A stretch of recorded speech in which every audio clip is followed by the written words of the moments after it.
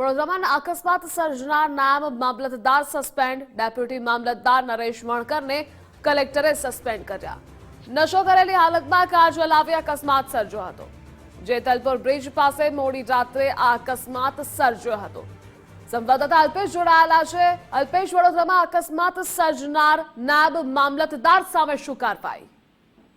બિલકુલ ધ્રુવ, વાત કરવામાં આવે તો ઉત્તરાયણના દિવસે મોડી રાત્રે પાદરાના જે નાયબ મામલતદાર છે નરેશ વણકર, તેમના દ્વારા જેતલપુર રોડ ઉપર જે બ્રિજ છે ત્યાં જે કાર છે તેને અકસ્માત થયો હતો અને ત્યારબાદ તેઓ જે પોલીસ દ્વારા તેમજ સ્થાનિક નાગરિક દ્વારા પણ જગાડવાનો પ્રયાસ કરવામાં આવ્યો હતો, પરંતુ આ જે નાયબ મામલતદાર છે એટલા નશાની હાલતમાં ચૂર હતા કે તેઓ ઉઠ્યા નહીં।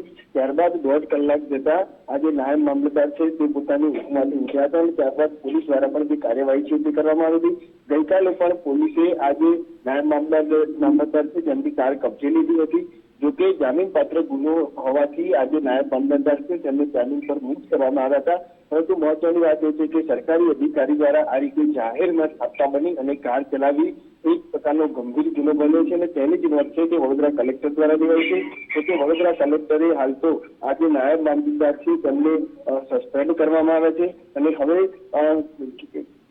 વાત કરીએ તો નશો કરેલી હાલતમાં કાર ચલાવતા આટલી આજે કાર્યવાહી છે તે કલેક્ટર દ્વારા કરવામાં આવી છે। તો કે હવે પોલીસ આગામી સમયમાં કયા પ્રકારની કાર્યવાહી કરે તે તો આગામી સમયમાં જ ખબર પડશે, કારણ કે જે રીતે જોઈએ તો આજે નરેશ વણકર છે તે દારૂ ક્યાંથી લાવ્યા, કોની સાથે પીધો હતો, તે તમામ બાબતે હાલ પોલીસ પૂછપરછ કરે તેવું તે દિશામાં જરૂરી બની છે। જી, આપ જોડાયેલા રહેજો, આગળ પણ અપડેટ્સ મેળવતા રહીશું।